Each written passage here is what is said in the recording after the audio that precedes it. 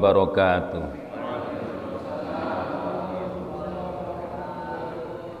Alhamdulillahi nahmaduhu wa nasta'inuhu wa nastaghfiruh wa na'udzu billahi min sururi anfusina wa min sayyiati a'malina.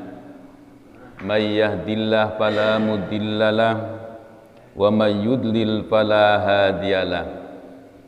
Asyhadu an la ilaha illallah wahdahu la syarika lah wa asyhadu anna Muhammadan abduhu wa rasuluh la nabiyya ba'dah. Allahumma salli wa sallim ala sayyidina wa maulana Muhammad wa ala alihi wa ashabihi wa man tabi'ahum bi ihsanin ila yaumil qiyamah. Qala Allah ta'ala fi kitabihil karim, a'udzu billahi minasy syaithanir rajim. Bismillahirrahmanirrahim. Wal 'asr. Innal insana lafi khusr.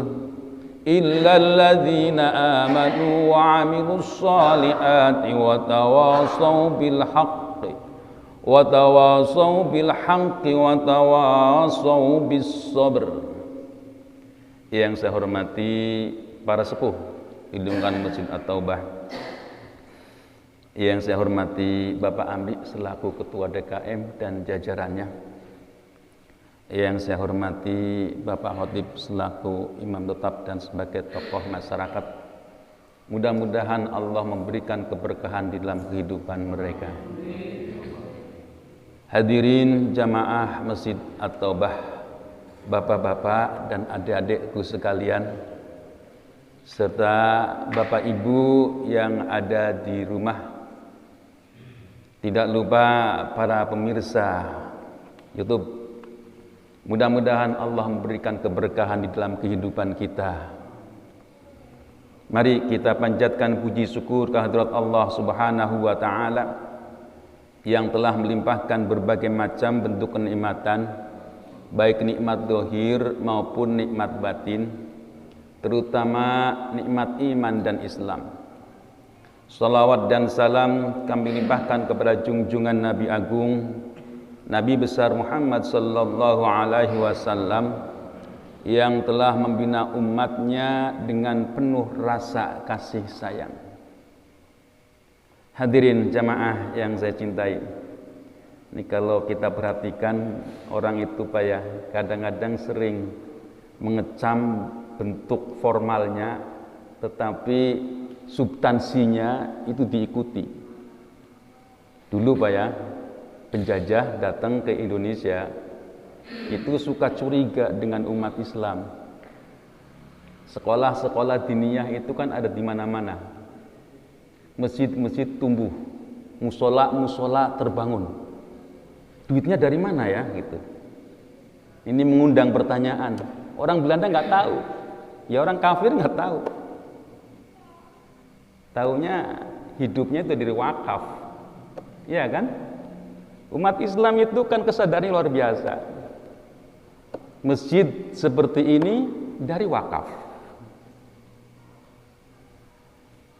Terus organisasi-organisasi berkembang dari wakaf. Sama dengan penjajah, coba diakal-akali gitu ya, diambil untungnya. Tapi kalau kita lihat rambu-rambu Islam itu kadang-kadang diabaikan. Ketika undang-undang pornografi muncul, mereka yang getol menolak. Iya kan? Di mana-mana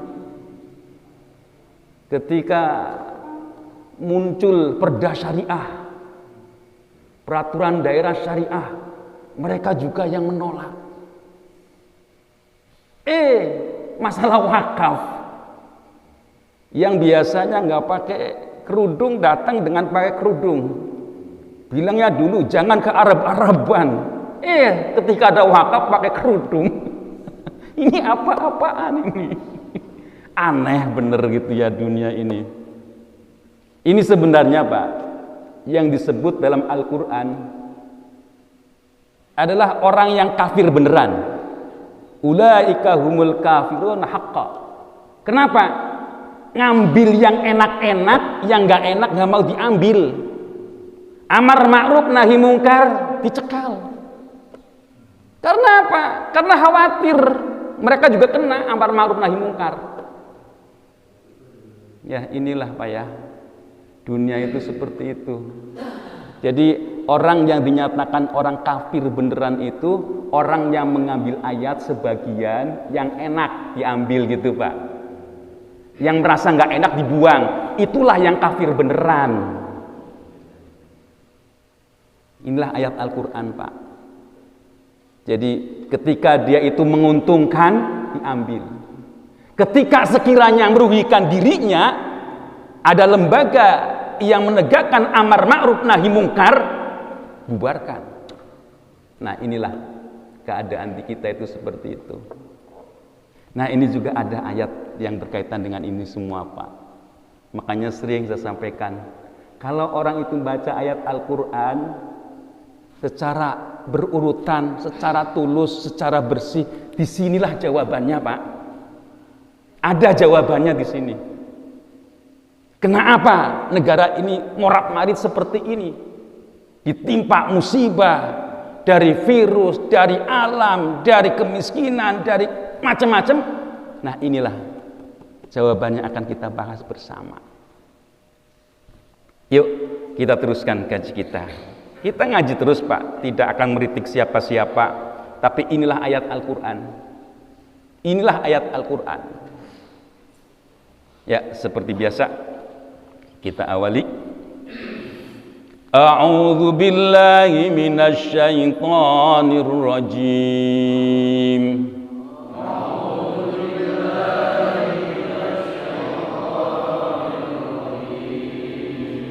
Bismillahirrahmanirrahim.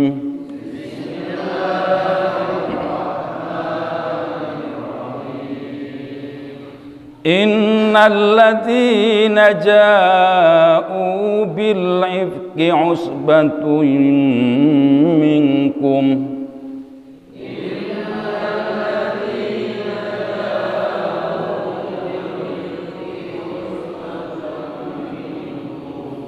la tahsabuhu syarran lakum bal huwa khairul lakum syarran lakum bal huwa khairul lakum likulli imri'in minhum maktasaba minal itsm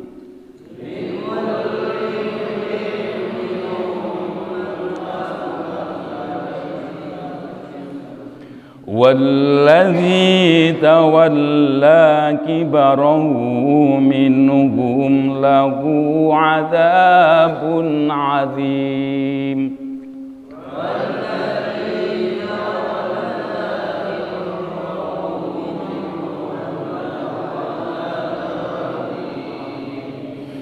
لولا إذ سمعتموه apa ini Pak? Kacamatanya kurang ini.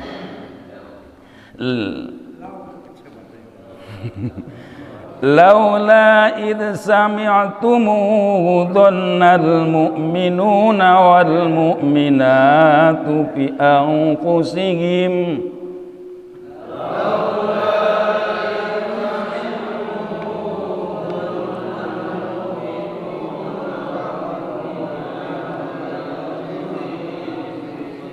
wal mu'minatu bi anfusihim khairan wa qalu hadza ifkum mubin.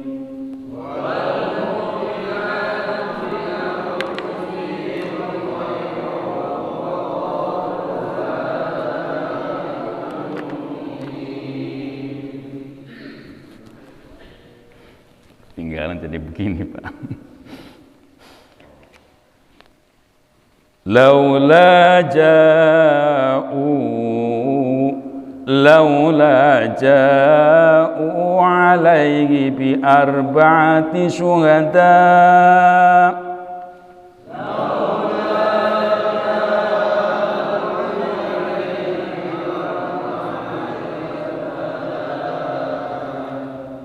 وَإِذْ لَمْ يَأْتُوا بِالشُّهَدَاءِ فَأُولَئِكَ عِندَ اللَّهِ هُمُ الْكَاذِبُونَ.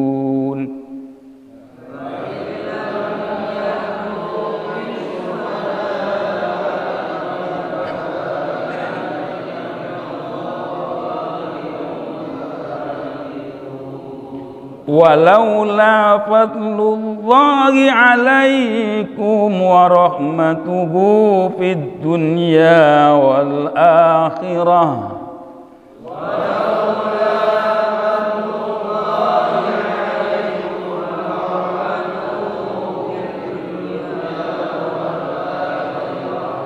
wa rahmatuhu fid dunya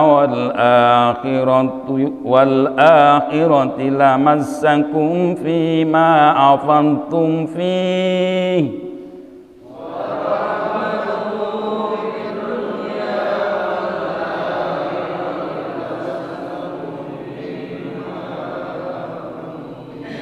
فيما أفضتم فيه عذاب عظيم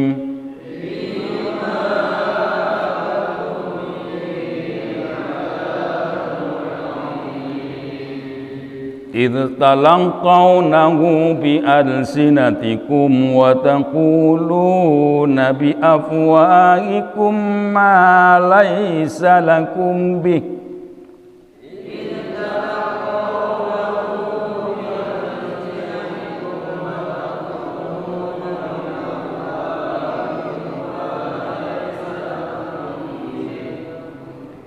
وَيَقُولُونَ بِأَفْوَاهِكُمْ مَا لَيْسَ لَكُمْ بِهِ عِلْمٌ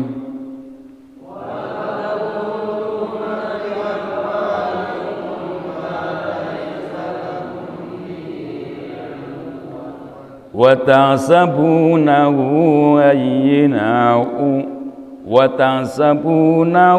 هينا وهو عند الله عظيم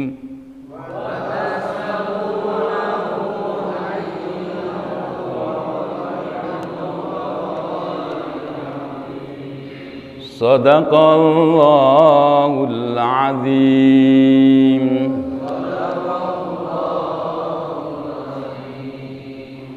Ya, inilah ciri manusia Pak ya. Bisa buat kacamata, manusia bergantung kepada kacamata. Berbeda dengan Allah. Kalau Allah menciptakan manusia, nggak perlu manusia. Allah menciptakan langit bumi, nggak perlu. Nah, itulah beda manusia. Ya, kalau kita lihat ayat yang sebelumnya secara garis besarnya, bahwa ketika ada orang menyatakan ataupun menuduh seseorang yang berkaitan dengan perbuatan zina, maka dia harus membawa saksi sampai 4 orang, ya, sampai 4 orang. Kalau dia tidak mampu membawa saksi sampai 4 orang, maka dia harus dijilid, Jadi di sana dipukul sampai 80 kali. Kalau orang yang berbuat zina, laki perempuan yang ghairu muhson, itu 100 kali dan diusir. Kalau orang menuduh tanpa ada saksi sampai 4, maka dia dipukul sampai 80 kali. Ya, jadi kalau dia sudah berkeluarga, sudah pernah nikah, terus dia itu berbuat zina, nah ini yang sampai mati. Ya, jadi dia itu dipukul setelah dipukul ditanam setengah badan, dikumpulkan bebatuan, dan setiap orang lewat di sana disuruh menyambitnya sampai mati. Ya, kalau mereka itu bertobat dan dia meninggal, maka kita disuruh untuk mengurusnya sebagaimana seorang muslim. Nah, itulah yang ada di dalam Islam itu seperti itu. Bagaimana dengan ayat yang akan kita bahas bersama? Dengan ayat yang akan kita bahas bersama, yaitu kalau kita lihat dari asbabun nuzul, Pak. Asbabun nuzul itu artinya sebab turunnya ayat. Jadi kalau Al-Quran, ayat Al-Quran itu disebutnya nuzul. Nuzul itu berarti dari atas, sebab turunnya. Kalau hadis itu asbabul wurud. Asbabul wurud itu sebab datangnya. Beda ya Pak ya. Kalau Al-Quran sebab turunnya ayat, berarti dari atas, dari Allah.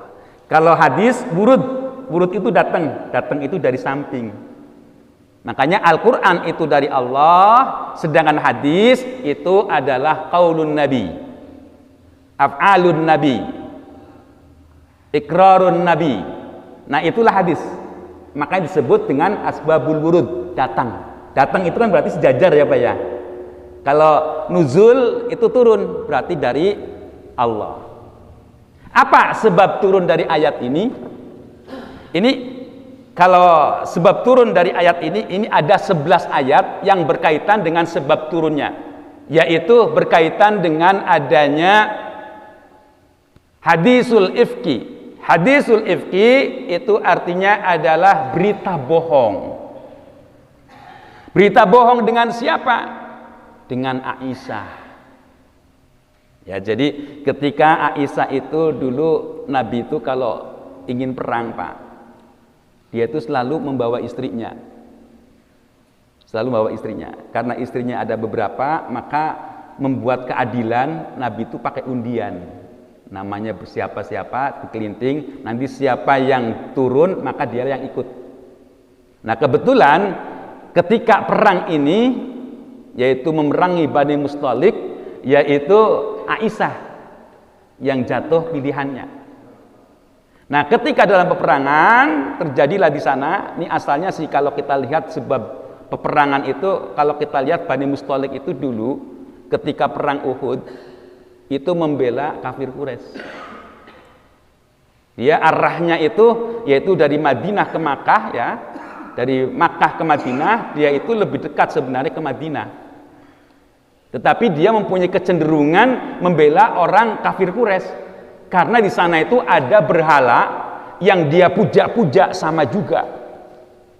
Maka mempunyai kesamaan ideologi, kesamaan sesembahan, maka mereka pun ikut perang Uhud. Nah, inilah.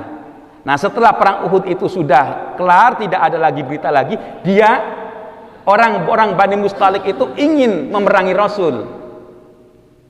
Ketika berita ini dengar sampai kepada Rasul, Rasul pun mengirim seorang sahabat untuk mengintai, untuk melihat keadaannya. Benarkah mereka itu akan memerangi kita?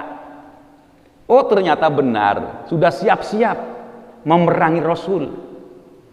Karena dia sudah siap-siap ingin memerangi Rasul, maka Rasul itu mengerahkan sahabat-sahabatnya, ayo kita datang ke sana. Ternyata benar bahwa mereka itu akan memerangi orang-orang Islam yang berada di Madinah.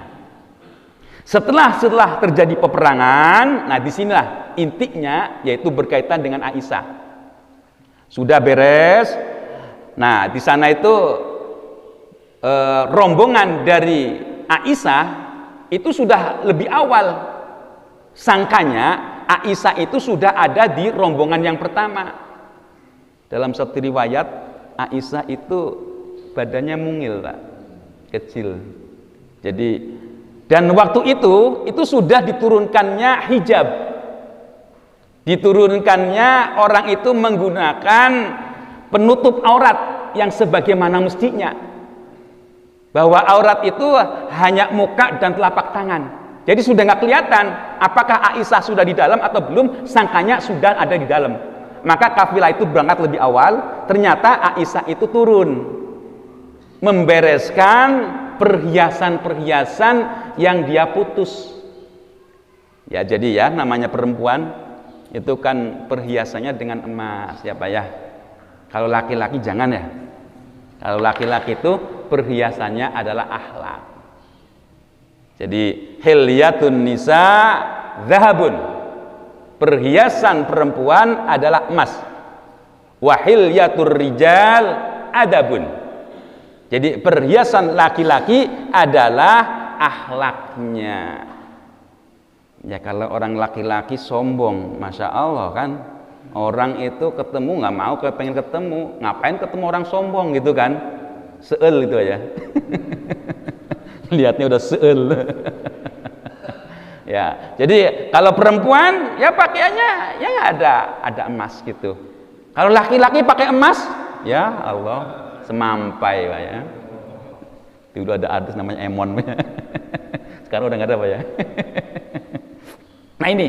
Jadi laki-laki ya jangan nggak usah pakai emas, perempuan aja. Nah, ketika dia itu turun, maka dia pun tertinggal oleh kafilahnya. Karena melihat kafilahnya lebih awal, maka Aisyah menunggu rombongan yang datang. Kebetulan ada rombongan yaitu Sofwan ibnu Mu'attal. Sofwan ibnu Mu'attal itu ternyata sahabat Nabi yang ganteng, Pak. Sahabat Nabi yang ganteng. Nah, karena Aisyah ini berdua dengan Sofwan bin Mu'attal, nah disinilah dihembus-hembuskan fitnah. Oleh siapa? Abdullah bin Salul itu. Lupa nama urutannya ya. Nah di sanalah Abdullah bin Ubay bin Salul. Ternyata kalau kita telusuri, Pak, Abdullah bin Ubay bin Salul ini dulunya sebelum Nabi Muhammad itu datang, dia itu yang digadang-gadang akan menjadi pemimpin. Makanya Abdullah bin Ubay bin Salul ini dia itu cemburunya luar biasa. Kalau dia itu berjamaah paling depan, Pak. Kalau berjamaah. Tapi kalau sudah berjamaah, dia suka buat isu yang enggak. Karena kecemburuannya terhadap Nabi Muhammad. Ternyata saya itu yang ingin digadang-gadang akan menjadi pemimpin, ternyata digantikan oleh Muhammad. Makanya dia suka buat isu. Ini enggak sekali dua kali. Nah, ketika berita ini pun melihat bahwa Aisyah itu dengan Sofwan bin Mu'attal, nah di sana dibuat fitnah bahwa Aisyah selingkuh dengan Sofwan. Nah, ini pun sampai kepada kabar ini sampai kepada Rasul. Sampai Aisyah itu diantarkan kepada Abu Bakar, kepada bapaknya. Nah, pada keluarga Abu Bakar pun ada, yaitu yang membuat fitnah, yaitu namanya Mistah. Mistah ini padahal dia itu dibesarkan oleh Abu Bakar, tetapi mengiyakan bahwa Aisyah itu selingkuh dengan Sofwan. Ini beritanya panjang, Pak. Kalau ini diuraikan, Aisyah itu hanya istighfar, astagfirullahaladzim, astagfirullahaladzim.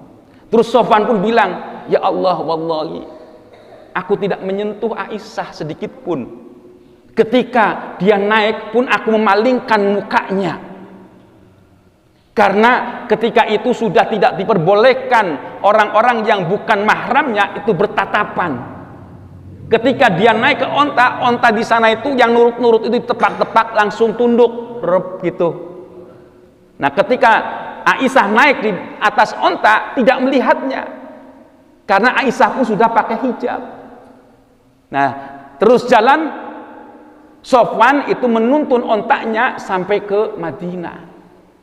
Cuma istighfar, ya Allah ya Rabbi, demi Allah aku tidak pernah menyentuh, memandang lama-lama Aisyah pun tidak. Ketika datang ke rumahnya, Aisyah pun menyatakan, ibu, kenapa aku seperti ini? Itu. Kata ibunya, hai anakku, karena engkau menduduki kedudukan yang paling mulia, yaitu mendampingi seorang utusan yang merupakan kekasih Allah, ujiannya pun berat. Diumpamakan seperti pepohonan. Kalau pepohonan itu tinggi dengan pepohonan yang tidak tinggi, itu ketika diuji itu lebih berat yang tinggi. Ketika badai itu menyapunya, maka yang tinggi itulah yang dahsyat. Engkau berada di kedudukan yang tinggi, mendampingi Rasulullah. Nah, inilah keluarga yang baik, itu selalu husnudzon kepada Rasul. Tidak pernah dia itu lalu mencemooh dasar Rasul. Tidak seperti itu. Nah, inilah. Jadi akhirnya disinilah dihapus oleh firman Allah. Sampai Nabi Muhammad itu memanggil Aisyah. Terus ketika Aisyah dipanggil oleh Rasul, di sana itu Humairah yang kemerah-merahan pipinya, itu panggilan Nabi Muhammad terhadap Aisyah, hai sayangku, kalau diumpamakan zaman sekarang ini, hai yayangku, dan seterusnya. Aisyah bilang begini, aku menangis bukan karena panggilanmu, aku menangis karena mengadu kepada Allah, dan Allah turunkan firman ini, yaitu surat An-Nur ayat ke-11 sampai ke-19. Inilah menerangkan bagaimana seorang Aisyah ini dijaga. Nah, ketika ada berita yang seperti ini, kita sikapnya harus bagaimana? Nah, ini berkaitan dengan berita. Kalau orang itu tahu bahwa berita itu benar, orang yang mengetahui kebenaran kok diam saja, dosa. Jadi ketika itu Pak, ketika cerita ini muncul, sahabat itu terbelah. Ada orang yang berdiam diri, biarin aja gitu. Mau berita apa kayak gitu ya. Dia membenarkan seolah-olah, padahal dia tahu bahwa Aisyah itu orang yang bisa menjaga diri. Nanti ada lagi sahabat Nabi ya, yaitu yang dari sahabat Nabi yang Ummu Salamah kepada istrinya. Apa iya Aisyah itu berbuat seperti itu? Kata istri Ummu Salamah itu bilang begini, engkau percaya dengan berita tersebut? Seorang Aisyah itu lebih terhormat daripada saya. Saya sebagai istri sahabat Nabi diajak untuk selingkuh tidak mau. Apalagi Aisyah sebagai sahabat Nabi. Aisyah sebagai istri Rasul. Nah ini ya, jadi inilah pembenaran. Mestinya kalau kita itu tahu bahwa itu salah, katakan bahwa itu adalah salah. Jadi nanti ada lagi orang yang membeo ikut-ikutan. Ya ini kan parahnya itu kan orang yang ikut-ikutan ya Pak ya. Berita A terus disebarkan padahal enggak A. Ya berita ya dari manapun datangnya, dari pemerintah ataupun bukan dari pemerintah, ada orang yang suka ikut-ikutan. Nah inilah yang parah sekali. Ya, jadi berita-berita yang seperti inilah yang membahayakan, yang sangat-sangat berbahaya. Nah ditegaskan lagi bahwa Abdullah ini, orang-orang munafik ini ya, Abdullah bin Ubay bin Salul tidak menunjukkan saksi, tidak menunjukkan 4 saksi. Maka omongannya adalah omongan yang batil. Ya, jadi kalau ada berita, kalau kita tahu Pak bahwa itu salah, katakan itu salah. Kalau ada berita itu benar, katakan itu benar. Jangan kita itu berdiam diri. Kecuali kita tidak tahu kebenaran dan kesalahannya nggak tahu, kita harus cepat tabayun. Tabayun itu artinya mencari kejelasan. Jangan mengekor kepada berita-berita yang ada. Ini kan kita kadang-kadang nggak tabayun, nggak apa-apa, terus membenarkan atau menyalahkan gitu ya Pak ya. Ini yang salah kaprah. Yuk kita lihat ayat ini apa bunyinya. Ini mohon maaf nih, kadang-kadang matanya blur. Udah +3, ini plus berapa Pak? 1 ya Pak. Ya. Innalladzina ja'u bil ifki usbatum minkum. Innalladzina, sungguhnya orang banyak, ja'u yang datang bil ifki dengan cerita, dengan kebohongan, usbatum minkum itu adalah dari kelompok besar darimu. Ya. Jadi berita ini datangnya itu dari kelompok kita juga, kata Nabi, kata firman Allah. Jadi di sini siapa yang menghembus-hembuskan? Dari kelompok kamu juga. Makanya di sini disebutkan lagi, la tahsabuhu syarrul lakum bal huwa khairul lakum. Jangan mengira bahwa itu adalah keburukan, tetapi di sana itu ada kebaikan. Ini kalau kita melihat sepintas kok aneh ya Pak ya. Ada berita bohong, tapi di situ ada kebaikan untuk kita. Kebaikannya apa untuk kita? Kebaikannya Pak, kalau dalam perkumpulan terus ada orang bohong, itu sebenarnya kebaikan untuk kita, bukan kerugian. Kita akan tahu mana orang yang benar-benar ingin berjuang atau tidak. Kira-kira seperti itu. Kalau umpamanya di suatu perkumpulan, terus di sana itu ada orang yang suka membuat fitnah. Nah, kita bisa memilah. Oh, ternyata dia itu orang yang pembohong. Jadi menjadi ciri. Nah, ketika orang itu membuat fitnah, orang yang difitnah ini sebenarnya sedang dibersihkan. Ingin ditunjukkan bahwa ini adalah orang yang benar, orang yang bersih.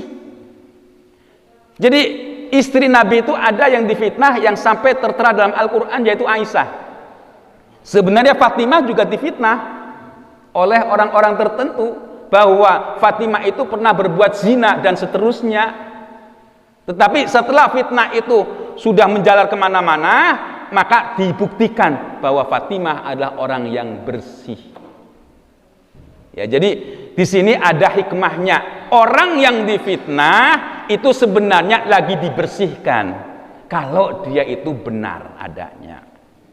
Ya, maka dinyatakan yaitu la tahsabuhu syarrul lakum bal huwa khairul lakum likulli imri'in minhum maktasaba minal itsm. Ya, bahwa semua manusia itu di sana itu ada usaha-usaha yang mendatangkan dosa, itu ada ya Pak ya. Ada. Ya, ada. Terus di sini dinyatakan lagi wallazi tawalla kibarahu minhum lahu adzabun adzim. Nah, di sini siapa yang membawa berita yang lebih besar bohongnya, ya, membawa berita besar yang bohongnya itu lebih besar, maka baginya adalah siksa yang besar. Nah, ini ya Pak ya, bahwa membawa berita-berita yang sekarang istilahnya dengan berita hoax gitu Pak ya, itu dosanya besar. Karena imbasnya itu luar biasa, bisa mengadu domba umat Islam yang tenang-tenang. Di sana dimunculkan berita-berita yang bohong, menjadi umat Islam itu terbelah. Ada orang yang berkelompok memihak kepada A, ada yang berpihak kepada B. Karena apa? Karena berita bohong. Nah ini, ya, jadi berita-berita bohong ini sesungguhnya adalah berita yang sangat berbahaya bagi kita semua. Laula idz sami'tumuhu alal mu'mini alal mu'min apa ini? Dhannal mu'minun. Maaf nih. Laula idz sami'tumuhu dhannal mu'minuna wal mu'minatu bi anfusihim khairan wa qalu hadza ifkum mubin. Ini arti sekarang garis besarnya begini. Kalau ada berita, sebaiknya orang Islam itu juga ada keberpihakan kepada dirinya. Ya, kalau Aisyah itu orang baik, ya janganlah kita itu ikut-ikutan bahwa Aisyah itu orang yang tidak baik. Jangan seperti itu. Ya, kalau Aisyah itu orang baik, kita bersaksi bahwa Aisyah itu adalah orang yang baik-baik sebagai orang yang beriman. Jangan kita itu langsung berdiam diri, itu jangan. Kalau kita itu berdiam diri, itu berarti membiarkan berita bohong itu menjalar kemana-mana. Harus di stop. Nah ini, ya, jadi sebagai orang yang bermukmin, orang beriman itu harus waspada. Harus waspada, jangan terpancing dengan keadaan yang ada. Karena apa? Wa qalu hadza ifkum mubin, dan nyatakanlah, dan dia berkata bahwa ini adalah berita bohong. Ini kisahnya Pak. Kalau kita lihat kisah tentang peristiwa bagaimana Aisyah itu berpisah, itu ada kisah yang menarik Pak. Ini nanti ada kaitannya kenapa Aisyah itu sampai memerangi Ali secara manusiawi Pak. Jadi Aisyah itu ketika firaq, kalau orang kita purik Pak ya, purik firaq itu pisahan ya, belum terjadi perceraian, baru firaq, baru perpisahan. Nah di sana itu Nabi Muhammad mengundang keluarganya, setelah berkumpul. Sebenarnya Nabi Muhammad bisa aja mengadu kepada Allah, ya Allah ya Robbi, bagaimana tentang istriku itu, apakah benar dia itu selingkuh atau tidak. Tetapi di sini menggambarkan bagaimana Rasulullah itu sebagai manusia. Artinya bagi umat manusia yang sebagai umat Muhammad ketika memecahkan permasalahan itu seperti apa sih? Seperti ini loh. Ya, jadi Nabi Muhammad itu mengundang keluarga terdekat. Bagaimana sikapku terhadap Aisyah? Kira-kira seperti itu. Ali ini kan orang pinter. Orang pinter itu biasanya keras, Pak. Karena merasa pendiriannya itu kuat. Maka dia pun sampaikan, ya Rasul, apakah tidak ada lagi orang yang berambut panjang? Itu maknanya begini. Maknanya, ngapain kita memikirkan seorang Aisyah? Cari aja lagi gitu, kira-kira seperti itu. Kira-kira berita ini sampai kepada Aisyah, terus tanggapan kita itu seperti apa? Marah nggak kira-kira Aisyah? Marah pasti ya. Nah ini. Ya, jadi Nabi Muhammad sebagai mencontohkan untuk umatnya ketika memecahkan masalah itu tidak langsung meminta kepada Allah, tetapi mencontohkan kalau manusia itu ada permasalahan itu sebaiknya seperti ini, dirempukan dulu di dalam keluarga. Nanti ada masukan-masukan, ketika ada masukan disitulah ambil hikmahnya, mana yang terbaik. Yang namanya masukan itu juga yang ada yang ekstrim, Pak. Ada yang ekstrim membela, ada yang ekstrim dia itu menolak. Pasti ada yang seperti itu. Makanya disinilah musyawarah itu penting. Ya, jadi ya ini kisahnya banyak sekali ya, sampai Aisyah itu angkat senjata, ini termasuk salah satu faktor. Ada rasa manusiawinya juga. Nanti ada lagi ketika Aisyah itu meminta warisan kepada Ali, dijawab oleh Ali, para nabi tidak ada yang meninggalkan harta. Terus dibacakan taraktu fikum amrayni lang tadillu ma in tamassaktum bihima wa huma al-Qur'an wal hadis. Siapa orang yang dongkol, Pak? Orang yang enggak dongkol, minta warisan dibacakan hadis, Pak. Nah ini makanya dongkol. Makanya nanti ketika terjadi persatuan antara Ali, ketika Ali jadi khalifah, nah di sana ada anak angkatnya. Nah di sana ada Tolha dan Zubair, anak angkat dari Aisyah salah satunya. Nah di sana itu mengajak Aisyah itu sepulang dari umroh, diajak perang langsung. Ya karena anak angkat yang mengajak, maka dia pun ikut perang. Nah inilah yang disebut dengan perang Jamal, perang antara Aisyah dengan Ali karramallahu wajhah. Dan ini pun sudah dinyatakan oleh Rasul, nanti ada istriku yang memerangi pemerintahan yang sah dan benar, yaitu Aisyah. Nah ini rangkaian ya terjadinya perang Jamal, itu seperti itu ya. Jadi inilah berita bohong itu kita harus hati-hati, jangan sampai kita tuh membiarkannya. Diteruskan, laula ja'u alaihi bi arba'ati syuhada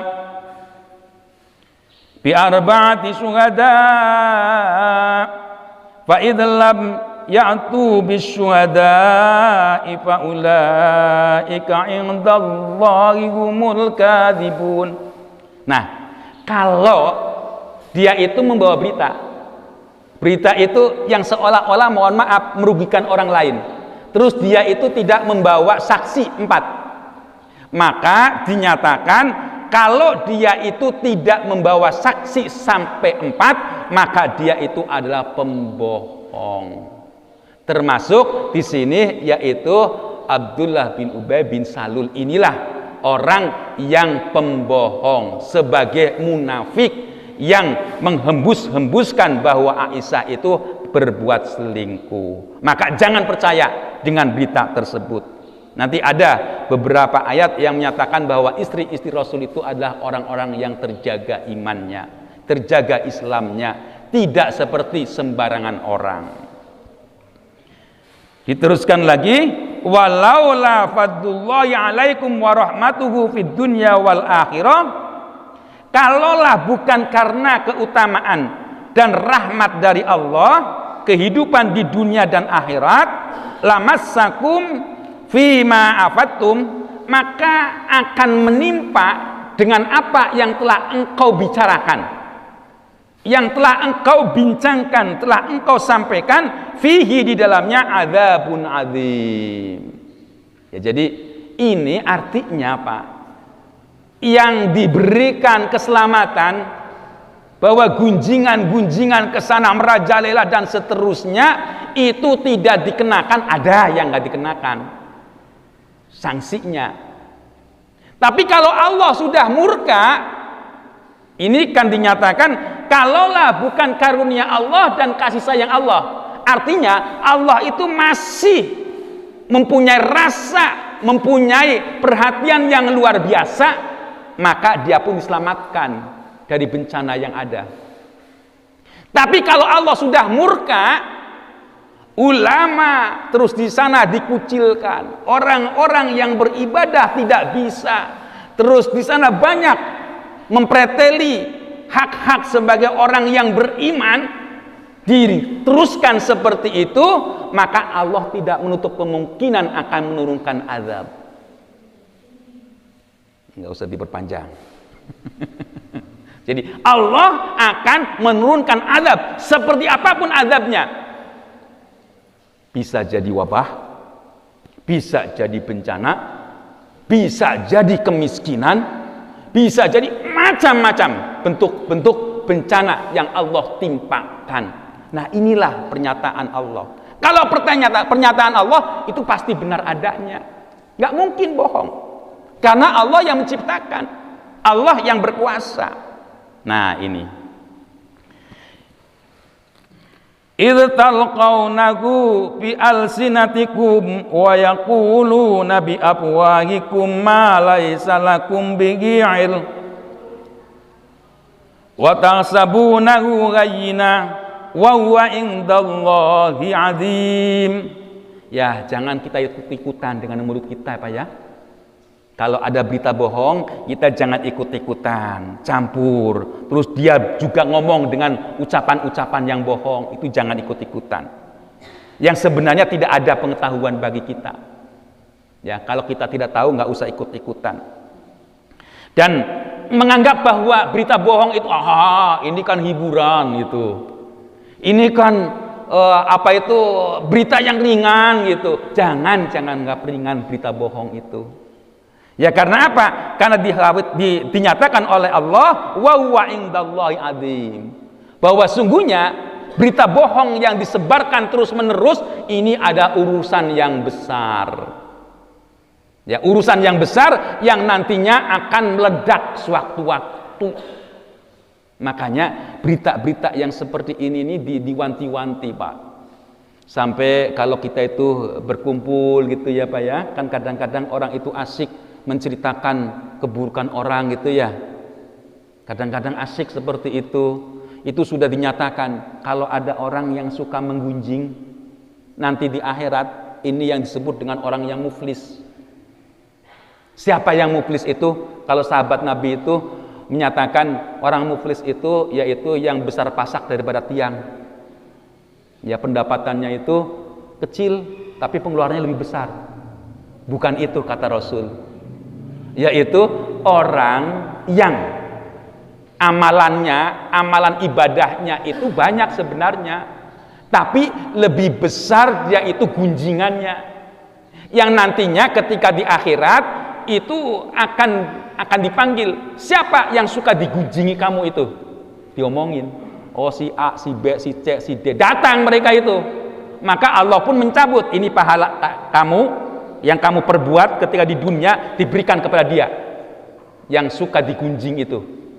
Nah, inilah berita bohong itu sesungguhnya berita yang berat, sampai Nabi pun menyatakan kalau orang itu menggunjing kepada perorangan itu seperti itu, apalagi kita menggunjing yang lebih besar lagi.